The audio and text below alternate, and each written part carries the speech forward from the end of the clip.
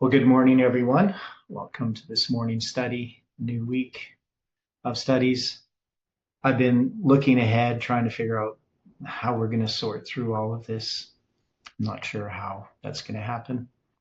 So we've been sort of finishing off chapter 18, starting on chapter 19 of 1 Samuel. Anyway, before we begin, let's have a word of prayer. Dear gracious Heavenly Father, we are thankful for this morning, for the opportunity to study your word and to receive light for our feet and strength for the week ahead.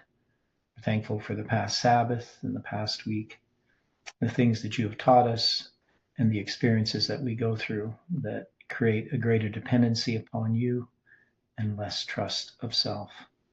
And so we just ask, Lord, that as we study your word, that your spirit can speak to our hearts and minds, that you can reveal to us both your mercy and forgiveness and your ability to transform our lives, and that we can see our need, that how great a need we have of you, and that we can depend upon you. So be with us now through thy Spirit, we pray and ask in Jesus' name. Amen. Okay, so puzzling over these chapters. So just a bit of a review here. We had this situation, which I think we're dealt with, at least we've addressed at the point where Merab and Michal, these two daughters of Saul, we'll probably come back to them at some point, but they produce this line. But part of it is not just, so it produces this line, and then it's witnessed to by this Hebrew number 6362, right? So that was the word in chapter 19, verse 10, where it says, but he slipped away out of Saul's presence when Saul threw this javelin at David. And so a lot of this comes from, we'll say, my obsession with trying to figure out what this javelin is about. And it appears that these are attacks against July 18, 2020, and that the thing that allows us to escape those attacks is the chronology connected with me and Stephen. So that's, it's connected to my birthday and to Stephen's birthday. These all become a part of this structure. Now, we're also going to have Saul throw the javelin at Jonathan, which was meant to be directed at David, which we haven't got to yet. And so we have 3 times that Saul throws a javelin, twice at David, and then the 3rd time at Jonathan. And we had in our earlier lines that Jonathan represents, well, more specifically me, just because of the name, Theodore and Jonathan, having basically the same meaning, and also just the support that Jonathan gives to David, and just lots of other symbols, right, dealing with Jonathan and David.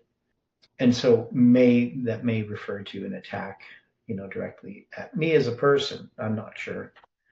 It's just a speculation. However, we're going to understand that. So I'm just looking at this chart here, trying to figure out what I wrote there. Okay, so we put my birthday in there. Okay, I see. So we had this January 21st, 2021 date, and that was by taking Merab and Michal. I'm just trying to remember how this chart works. And that's the difference between Merab and Michal. Michal is the number of days from 11/9/89 to 9/11/2001. So we took those extra 440 days in inclusive count from November 9th, 2019. It gave us the date that the School of the Prophets was sold. And then the number of days, we have this when he slipped out of his presence, or slipped away. That's the Hebrew number 6362. That suggests my birthday, February 6th and 63. And so when we put that there, we get Stephen's birthday. That is, the number of days between those two dates is 11/2/69, which is the 11th of February 69. And we know that Stephen's birthday connects with this Islamic symbol to 9/11, and it's also connected to 11/9. It is 1190 days from 11/9. It goes to Stephen's birthday. Okay, so I didn't put that part in there. So what I'm trying to understand is this connection between Saul.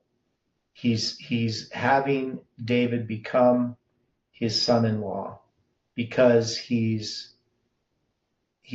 believes that David is probably the one that was spoken of that's going to replace him, right? And so he wants to keep his eye on him. He also has a desire to kill him. And so the javelins, so we have symbols. We have two women, so it could represent two classes. We looked at like Leah and Rachel and things like that. And then we have these three javelin attacks. So even though it talks about the fact that Saul threw a javelin at David twice, he's going to throw a javelin later on at Jonathan, which was intended for David, but his anger gets the better of him and he throws it at his son. Of course, misses. But so, any final thoughts about this diagram? There's quite a bit in this with the names, of course, Merib and Michal. But in this same way, I started looking at the names of the other children of Saul. And it's kind of interesting because the Bible's not agreed on certain things. So we have a lot to look at regarding this line, and we may wind up having to look back at a couple of other chapters. Okay. So you're talking about the sons of Saul. So, because Merib had, but that's going to be his grandsons. But right. He had how many sons? Well, I know there's Minadab and a bit. The situation is, if you read the commentators, they try to say that Saul had 7 sons. But yeah.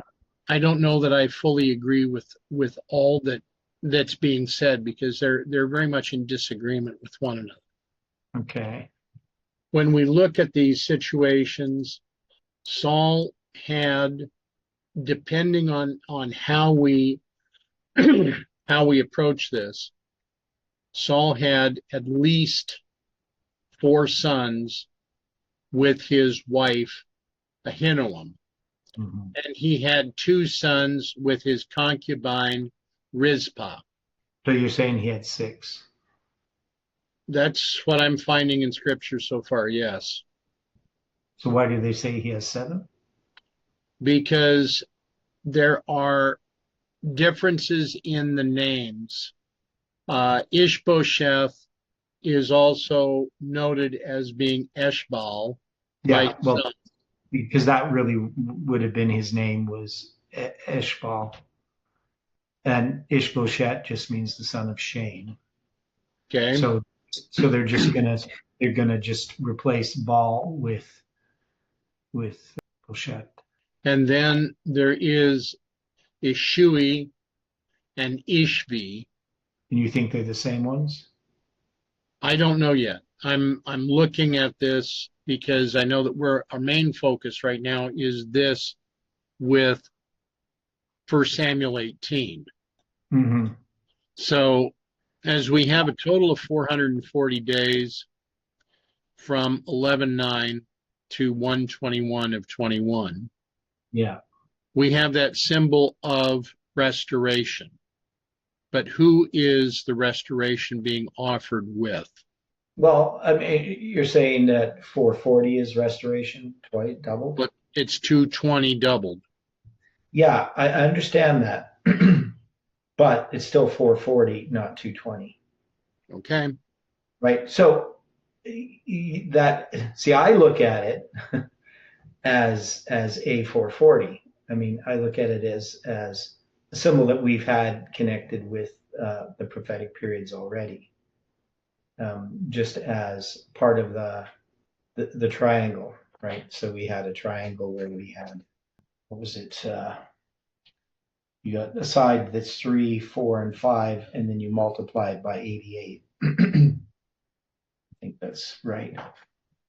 And so you get 264 as one side, which is C, right? And then you get, so that's 3 times 88 is 264. 4 times 88 is obviously 440. And then 5 times 88 is, well, that's, pardon me, 5 times 88 is 440. Said it backwards. And then 4 times 88 is 352, and that's an F. So you got an F, an A, and a C. And since the C is the lowest frequency, it's an F chord with a C in the bass. So it'd be written as F-C for guitar. So anyway, that's what I think of as 440. I think of it as part of that structure. So to me, it's 440 is a symbol in and of itself. Now, 220 is also an A. It's just an octave lower. As 110 is also an A, as is 55, right? Because you just double the frequency and you get an octave higher, right? So 880 is also an A. So it's pretty high A. But so that would just be a symbol that more attaches to me, just from the music point of view, you know. And I always carry around lots of tuning forks that are 440, A440. I've lost lots of them too. But anyway, yeah. So I just don't see the symbol of restoration there. That's all I'm saying. Because you asked the question, what would you have restored there, and why would it be doubled? The situation is that for those of us that have continued to study since July 18th, I look at this as being a symbol that this is a restoration on the path that God would have us to follow. The Millerites that continued studying after October 22nd of 1844 were restored in that they continued to look for the meaning in what had happened. And that's what we're trying to do here. Yeah, and of course, but that date specifically, does it, I mean, we're not even going to notice it until quite a bit later, I don't think, right? Because we're not going to know that the School of the Prophets was sold then. Nothing particular for us happens on that date. I mean, we could say it's the date after, you know, Biden is inaugurated, but that doesn't mean anything. So later on, we're going to figure out about the school being sold, and we'll do the calculation there and understand the structure. But I don't know that anything in particular happens that would be connected with the restoration on that date, right? That's all I'm saying. I mean, we're already, you know, still studying all through that period. It doesn't change on that date in any way. I don't know what you think. So I just like the 440 as a symbol of dealing with music, or, you know, tonality. So that's what I like about it. But to me, that symbol then makes sense. Okay. Now, okay. So anyway, this diagram we'll come back to it maybe at some other point if we see how it fits in these lines. But you know, as I look at these stories, so still don't have chapter 19 yet. Just a moment. I got my Bible here, but take a look. Yeah, here it is. Yeah.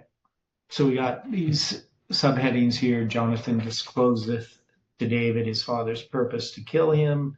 He persuadeth his father to reconciliation. Saul's jealous of David's good success in a new war. Again seeketh to slay him. He saveth himself by flight. Saul's messengers come to David's house to slay him. Michal favoreth his escape and deceiveth her father by an image in the bed.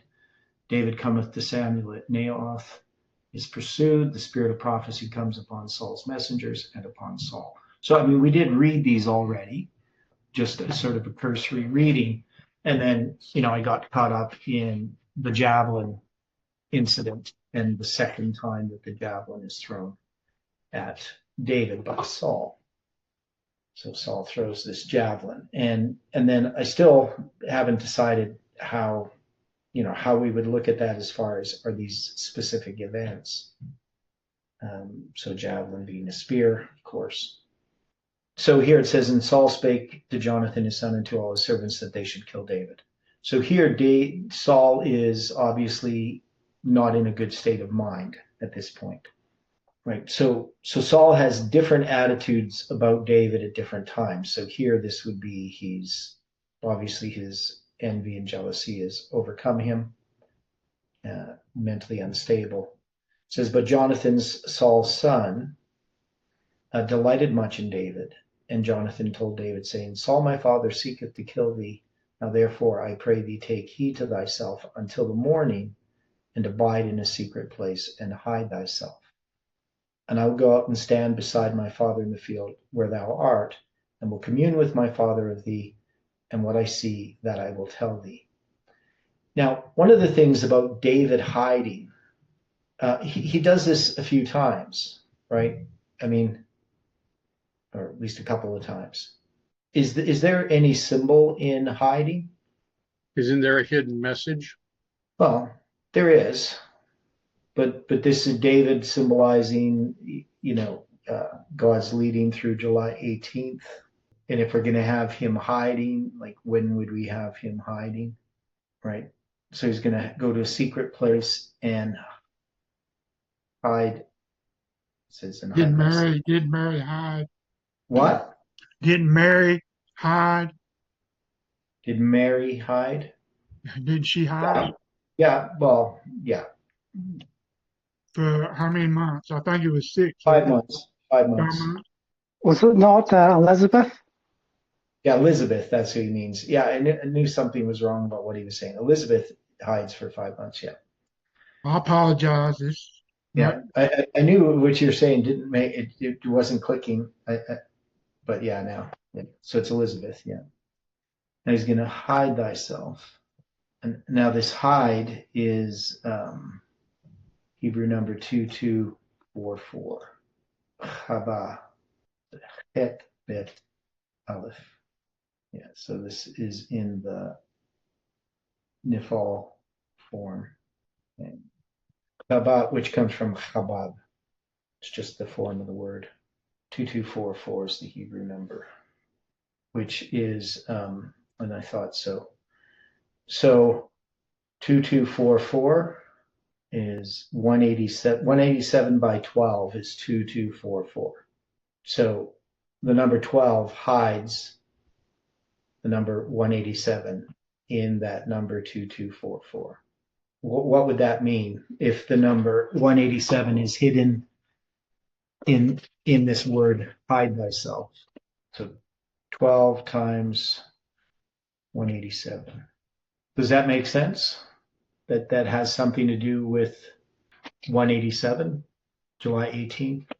So the question is, when is the leadership of FFA seeking to do away with July 18th?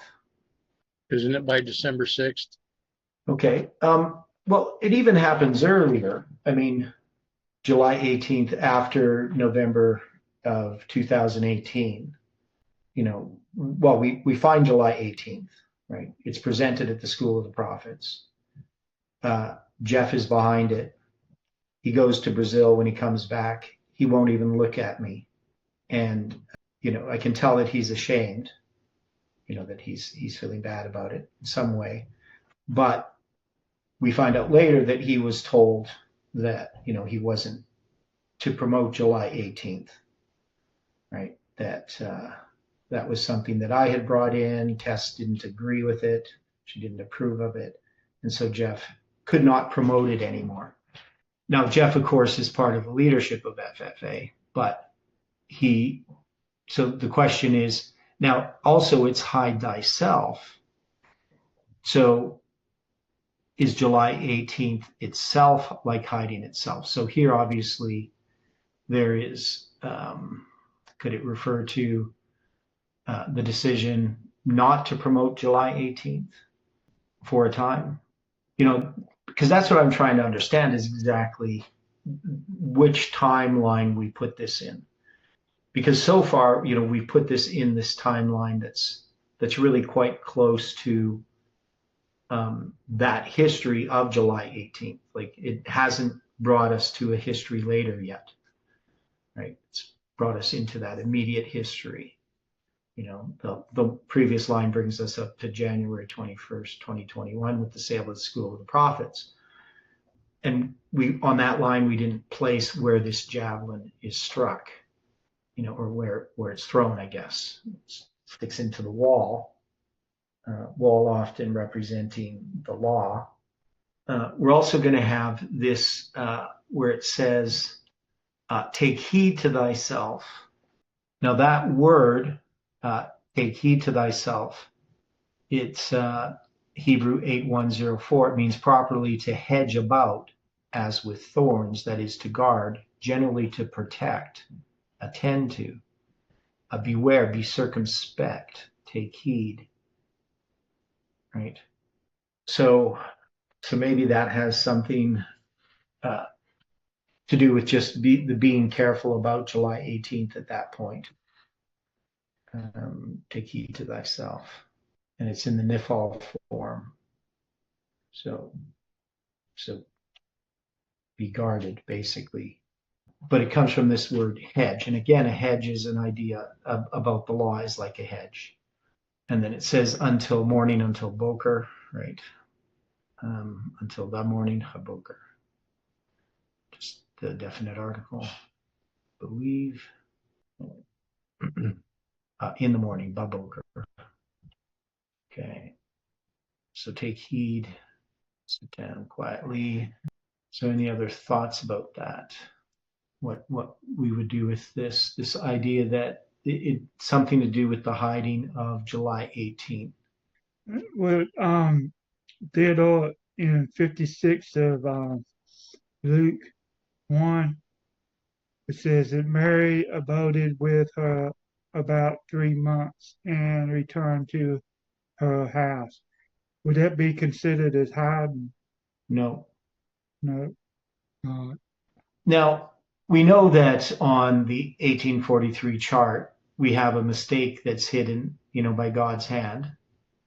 Could this have something to do with what's being hidden because it's asked to hide, abide in a secret place and hide thyself? Is this having to do with the fact that it's going to be a disappointment? Any thoughts on that? Is that where this hiding could be understood? Nobody has thoughts on that? Let me see. Okay. Hide me from the secret counsel of the wicked. Well, didn't you have a hiding with Saul when he hid? Yeah, well, the thing is, this is David hiding himself, right? So this is not somebody else hiding it. So like Angela says, David's hiding. That is like July 18 not being pushed, but knowing God would vindicate it, maybe. So that's one option. The other would be that it's just that it's hidden, like the disappointment is hidden. Now, Jonathan is going to be the one directing David to hide himself, right? So that could have something to do with the study dealing with the Mayan date and the Mayan calendar date, and how that this is on a line of failed predictions. So something like that. Yeah, I wouldn't connect it with, Kelly's got Psalms 64:2 and 27:5. So this is a different, that's the 144,000, which I don't think that we would connect this to that type of hiding, right? That's during a time of persecution. I don't think that's what we're seeing with this. I know that, we could look at the message of 144,000. Yeah, I don't know. I don't know if I'd put July 18th as the message of 144,000. But, so just commenting on Kelly's comments in the chat. Yeah, So David is to hide himself, and he's going to hide himself here, and there's going to be another hiding a bit later on during the time of the new moon. And there's lots of symbolism there. A lot of the symbolism that I see has to do with the understanding of chronology. And even this, like, take heed of thyself until the morning, there's time that's involved in this, right? He's going to hide until morning. And then we have this word seether, which is translated as secret place, which just is basically in cover, conceal yourself. Now, it can be in a good or in a bad literal or figurative sense. So there's lots of different ways, that it can refer to.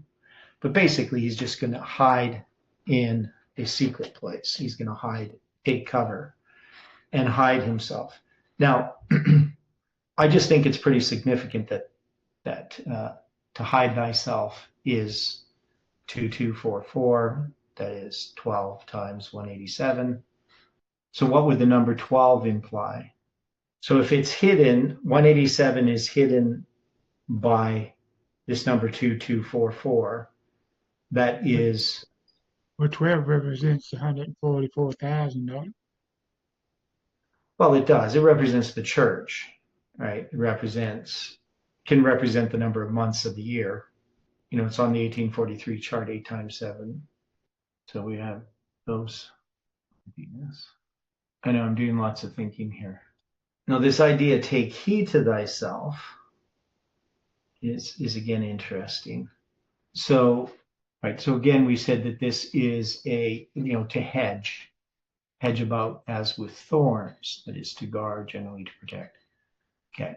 Now, the Hebrew number 8104 is one of the main divisors. The largest prime number in the divisors is 1013. Now, 1013, we know that that's going to be the year 1013 BC, when the foundation of the temple, Solomon's temple, is laid. We also know it represents October 13th, right, for the fall of Babylon, 539.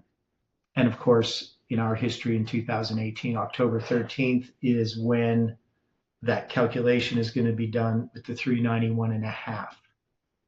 So where he says, take heed to thyself, can we connect this to October 13th, 2018, that there is something about that? I know I'm looking a lot at these Hebrew numbers, and it could, but to me, that's what jumps out when I look at this numbers. It gives me 8 times October 13th, like 1013. So the Hebrew number 8104. And then, of course, thyself having 12 times 187. I know. So anyway, we're going to read on. It says here, now go out and stand beside my father in the fear of thou art. I'll commune with my father of thee, and what I see that I will tell thee. So he's going to ask him to hide. He tells him what he's going to do. He's going to just basically talk to his father and then report back to David what he finds. So he's going to talk to his father in a field. Now, if I take that word field, 7704, it's 107, 107, 10th day of the 7th month, times 72. So 72 times 107 is 7704. Take a look at the numbers for hide and secret in those Psalms that I posted. It just seems okay. Yeah, so in Psalms 64, verse 2, yeah, so that's 5641. So it's related, Sather, to hide, conceal, but it's a different form in that it says, because the one is hide thyself. This one is, just the regular word hide. And then in 27.5. So again, you got 5.6.4.1. Now that's related to the word secret, right? Actually, for in the time of trouble he shall hide. That one is 6.8.4.5. Safan, be in his pavilion. And in the secret, that is Seether 5.6.4.3. So that one, I couldn't find anything really significant. Obviously, well, it is divisible by 9 and 11. And then, but then we have it. So in the secret of his tabernacle shall he hide me. Right, so that's 5.6.4.1. Sothar. Does that help? Another thought I'm having is David is a type of Christ, a type of Christ, 144,000. So hiding in a secret place. Does David in this story represent 144,000? Yeah. Well, that's what I would say, but I don't see that in this story with David being July 18, 2020. I mean, if you're saying, because it's being hidden, that is, it's supposed to hide itself, and it's not the 144,000. It's this prediction, but I mean, maybe there's a connection. Conceptually, the old-fashioned line upon line or chain reference, and it's just we're not dealing with the same Hebrew numbers either, right? So the old-fashioned, chain reference. Yeah. Word. But every time you have the word hide, you have to also look at the context of what it's talking about. And in this case, it's hiding thyself, where the other ones are talking about, God hiding us. Asking God to hide us. Right. But in this case, Jonathan is saying to David, hide thyself. And within that word, hide thyself is 12 times 187. So it's relating to July 18, 2020 being hidden in some way, and that it's hiding itself. So either it's referring to it concealing itself during that time, as Angela suggests, where waiting for God to vindicate the understanding of July 18, or it could be referring to the hiding of it, like the mistake on the 1843 chart, that it's hiding its disappointment. So that's where I would take the hiding, just in my, in looking at the context of all these things. But not saying that there is no connection with the 144,000 and God hiding this, that God hides for a purpose, for his glory later on. But here, this is more a hiding for protection. Thing to do here, it has to do with this attack against David, and David being the date July 18, 2020. Right. And I'm wondering, is there a loose connection or a thread connecting to the 144,000, being that David is the type of Christ, 144,000. Mm-hmm. Now, he's being told to hide himself by a friend, and I don't know. Yeah, well, there's obviously some connection there, but as far as what we're trying to look at here is, we're looking at where in this history are we going to place this, right? That's what I'm always concerned about when we look at the javelin being thrown. What are we going to have specific dates in which that occurs? When Jonathan tells David to hide himself, is there some specific date in which he is to do that? That's what I'm looking at, is I'm trying to fit this on the line. So obviously, connection with the 144,000, obviously it's not wrong, but it doesn't help us place this on the line. We don't have the 144,000 here in our line right now. So 187 connected to the 144,000?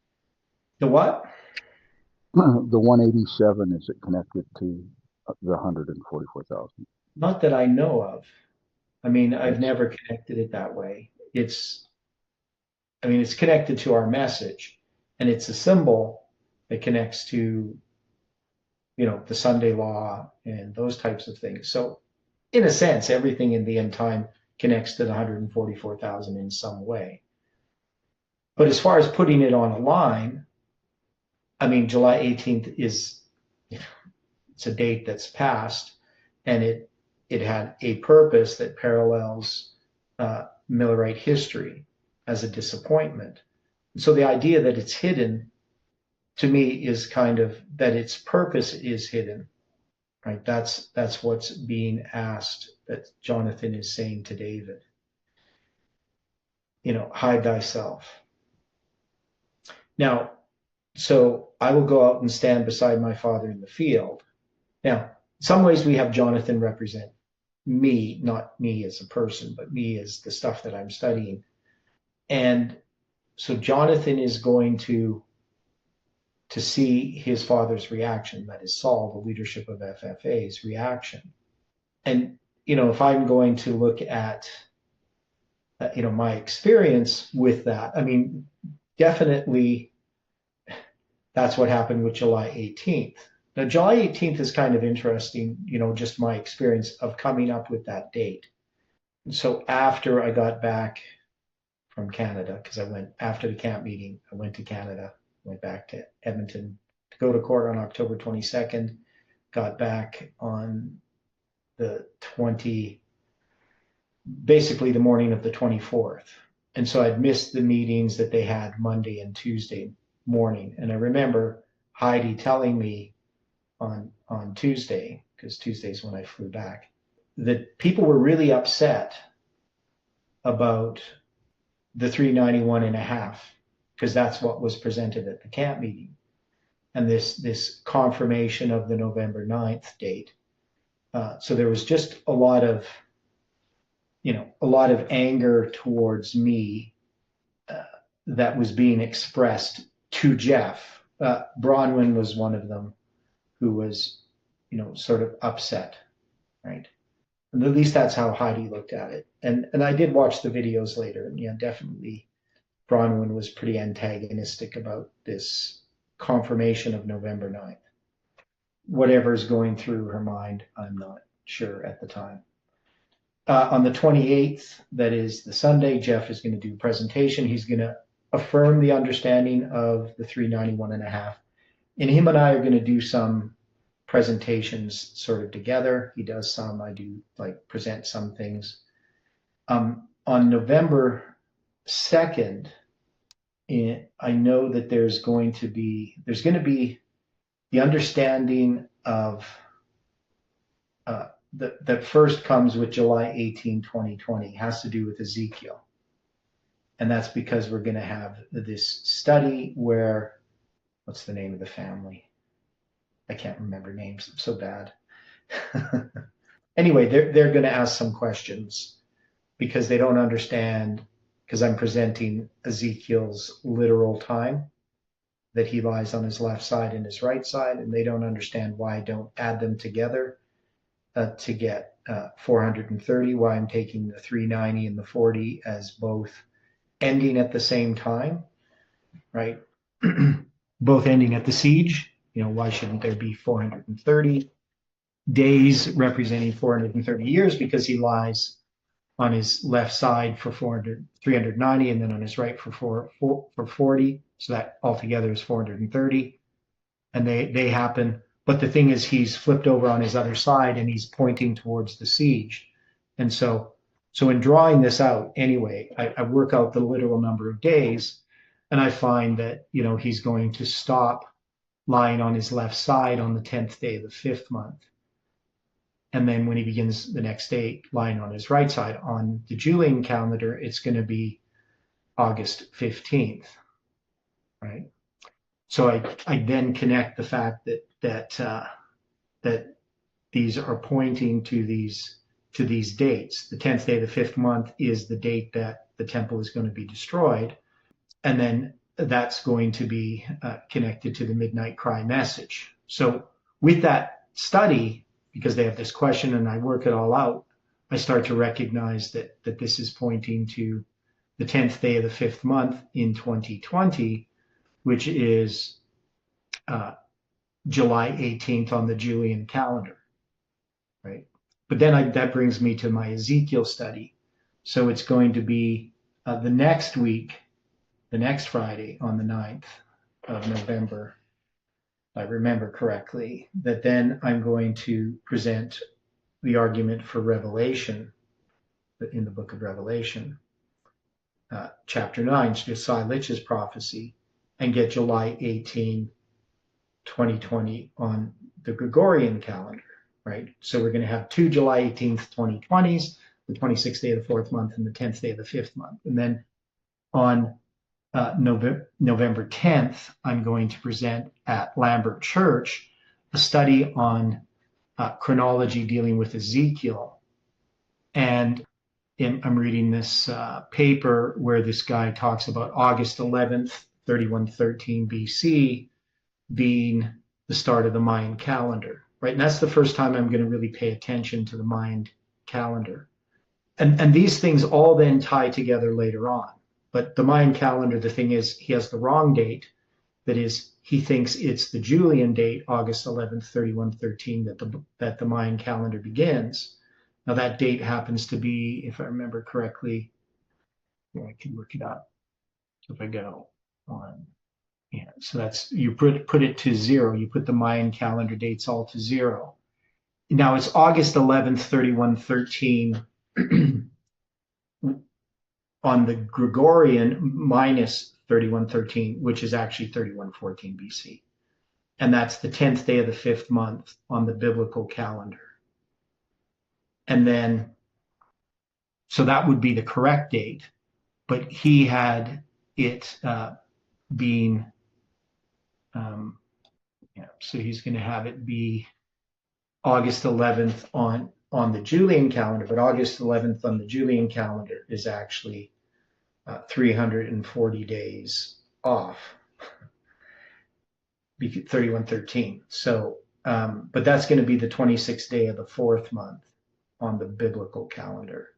Now, it doesn't show that on the calendar converter correctly because the biblical calendar is different in that period of time than it is during the time of the Israelites, in that every month is observed, the new moon, and so you have to actually look at the new moon.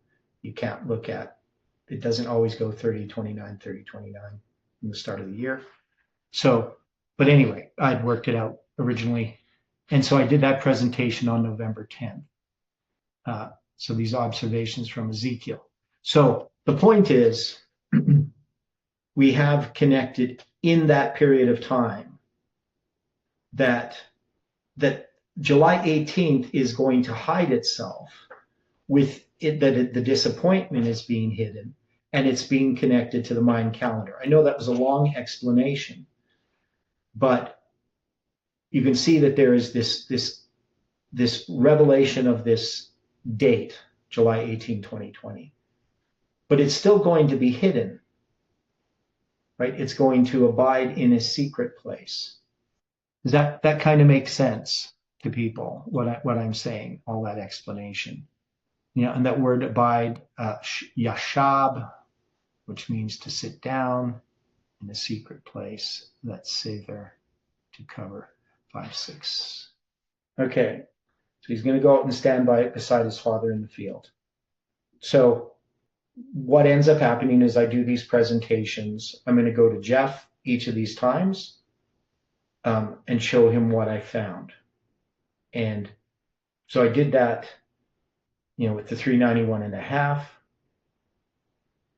Showed it to Jeff. We actually went to his house. I can't remember which date that was, but I was talking about it at church on Sabbath at Lambert Church. And then everybody said, you got to go to see Jeff. So we drove to Jeff's place after potluck.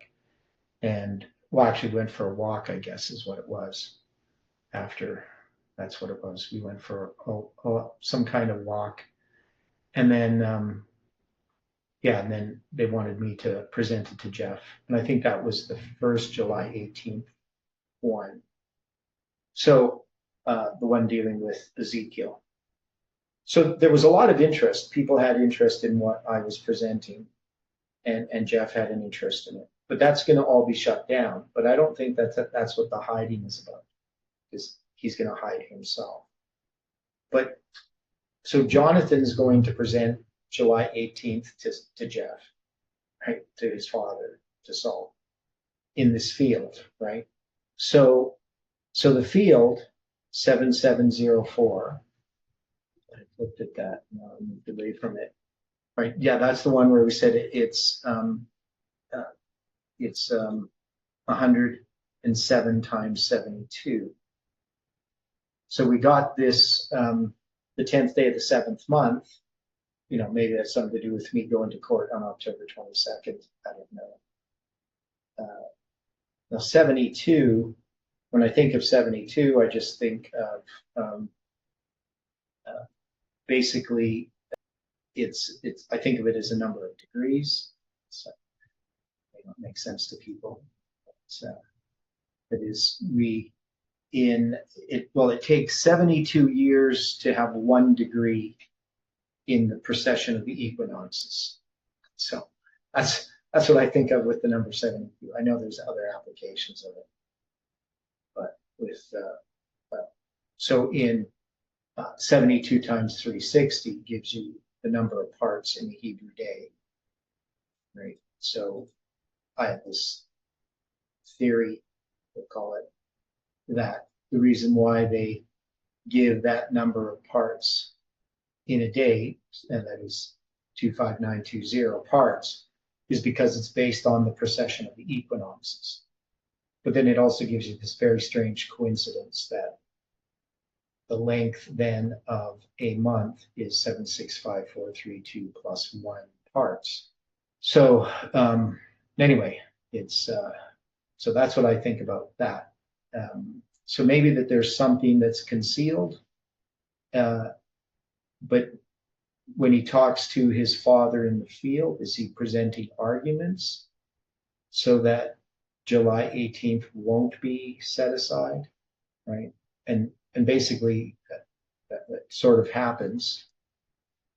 Okay.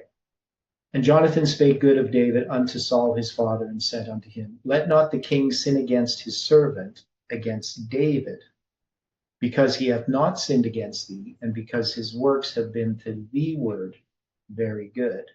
So if we're going to look at this as Jonathan trying to persuade his father Saul as my presentations supporting July 18th to Jeff and to the leadership of FFA, you know, when would we place that? Are we going to place that later? Is that going to be, you know, after what happens with Parminder's group?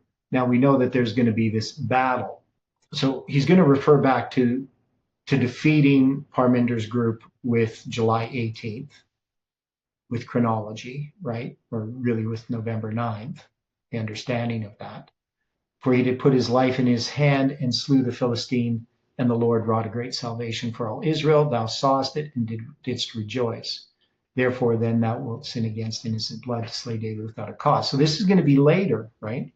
So if Jonathan's appealing to this later, it would seem to me that this going into the field is that period of time after, you know, David is hiding himself, or July 18th is hiding, during that time after he was told, you know, the first javelin. So we would have the first javelin being thrown, right?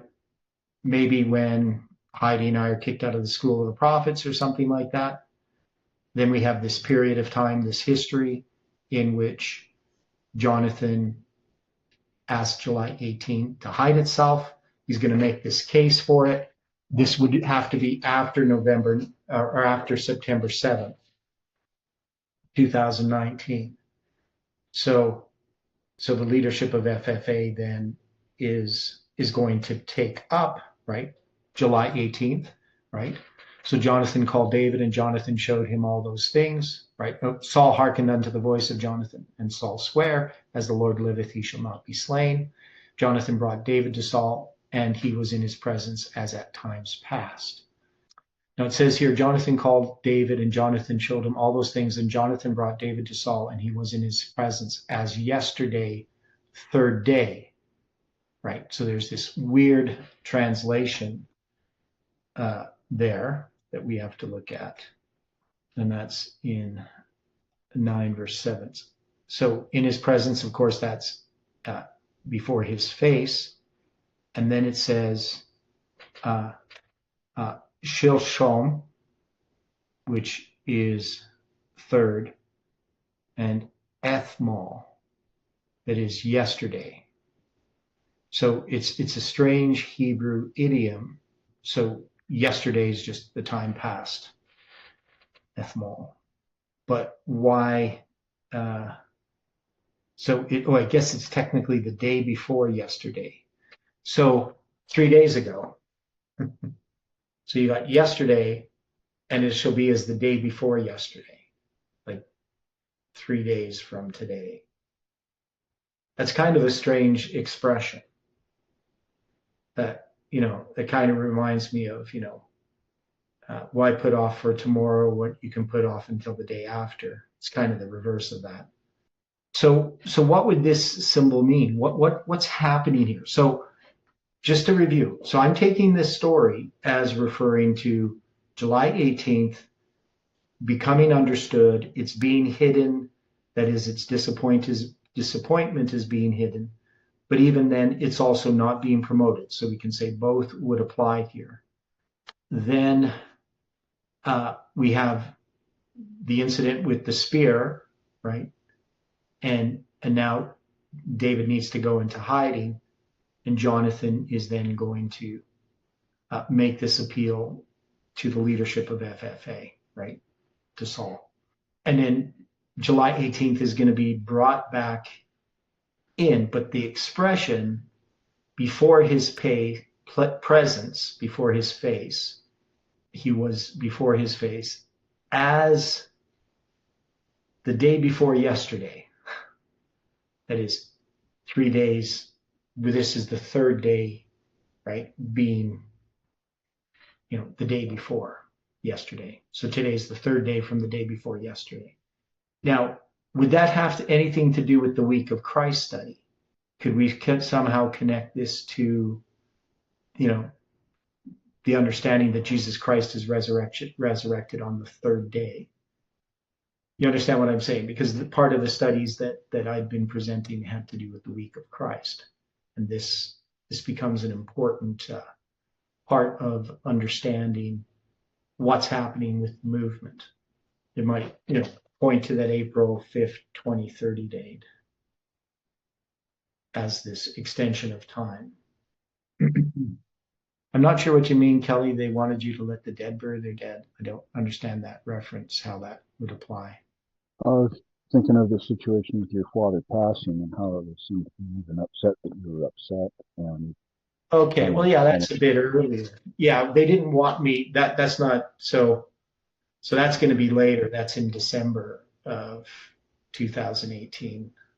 So I went to Edmonton. I flew there, and then Heidi and I flew again on Christmas Eve. So, but yeah, when it came to me going back, people were like, why do you need to go to your dad's funeral, kind of thing, which I thought was pretty sort of callous. He's dead. Nothing you can do. I don't know. It those types of things, people say when it's somebody else's dad, I guess. But if it's their dad, they don't do that. One is, you need that mourning process with your family. And of course, when let the dead bury their dead is nothing to do with people actually being dead. It's people that are going to die in the future, right? That's just dealing with an estate before a person's passing away, not the mourning of a loss of a person. So anyway, but yeah, there's lots of crazy things that were happening, I guess, if you want to refer to that. So, but we got this third day thing. So I think that's rather interesting, just as an expression. Okay, and then you're going to have this war again, right? David went out and fought with the Philistines and slew them with a great slaughter and fled from him. Now, the question is, when is this battle with the Philistines? So we had a battle dealing with it. The way that we placed this other battle had to do with November 9th. Now, this isn't the same battle. Are we going to put it in the same place in the line? Right? Are we going to put this battle with the Philistines just, it's not the same battle, but could we put it at the same place in a line? That is, it's a repeat and enlarge. Or would we put this as a battle that happens with this false interpretation afterwards, right? So the first one is that battle that's dealing with November 9th itself. It's in that history. Is this going to be a history later on where, I'm dealing with, let's say, other people who are using, chronology, and they're predicting different dates and so forth.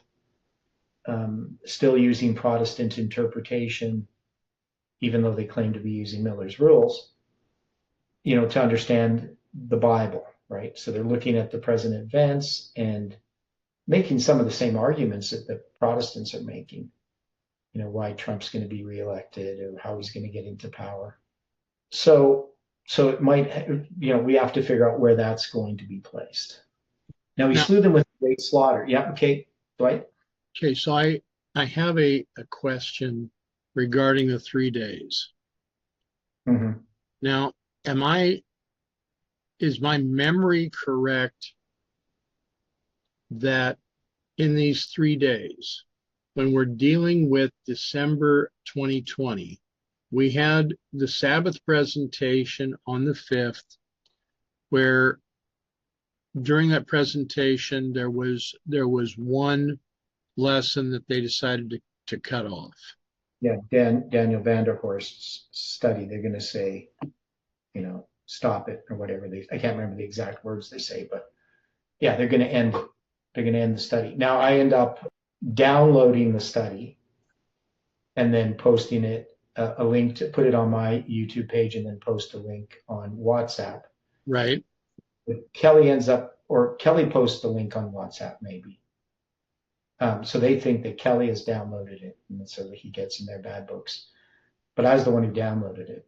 But yeah, I wrote a paper dealing with the 3 days. So the 4th, on the 4th of December, I can't think of his name, but he published a paper, sent it out, and I did a study of it that Friday. Went through the guy's paper. Oh, what's his name? I don't know him personally that I know of, but it was addressing some of the issues at that time.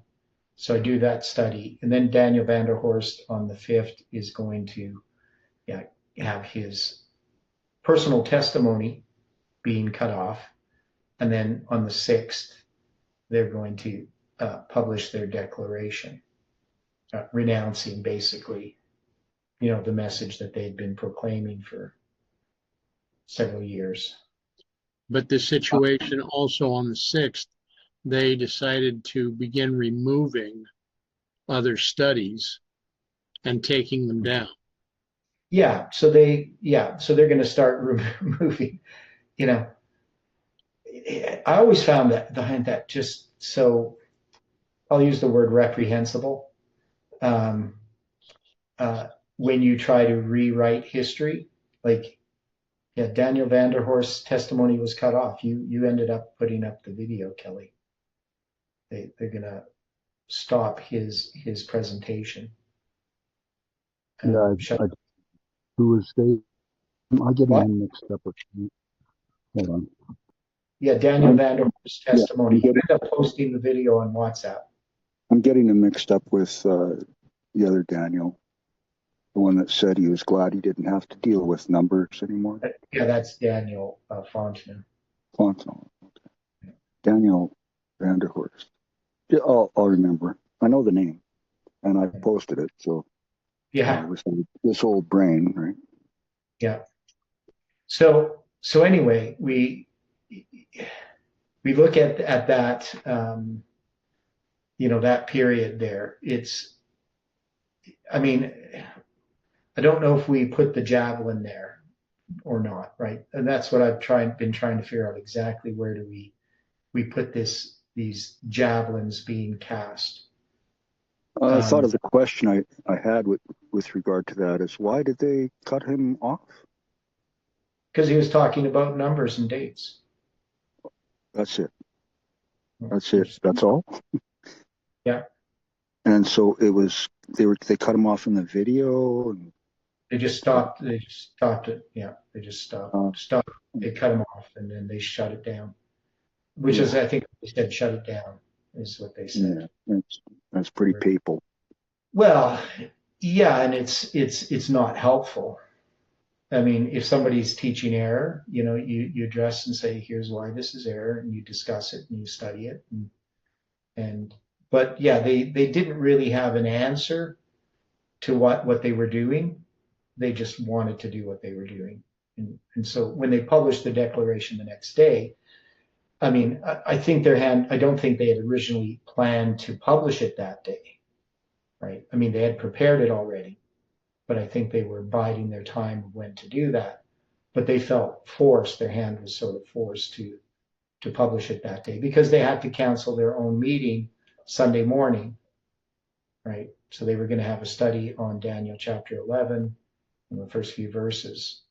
And yeah, then they canceled their own study, right? So obviously that would mean that it wasn't really planned. And what they had been trying to do, I think, in their whole, I'll use the word maneuvering, is to reject July 18th in a way that did the least amount of damage to their support, right? So they wanted to make it look like they were being objective and looking at the situation, when in reality they had decided long before what the outcome of everything was going to be. So, and they did everything, sort of behind closed doors, wasn't open and honest. So this is, what happened. But how this fits into these lines, that's what we're going to have to figure out. So if we're going to say there was war again, David went out and fought with the Philistines and slew them with a great slaughter. We have to remember the Philistines are not FFA. The Philistines are representing a system of study that still persists in the movement, that has infiltrated itself into our movement, and people don't recognize it.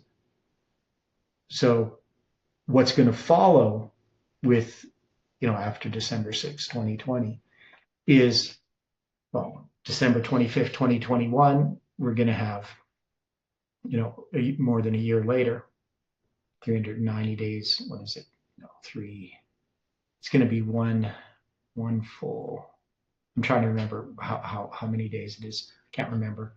But anyway, we're going to have from the 6th to 65. Yeah, so that's going to be 19 plus 365. Yeah, so 380, 383, 384.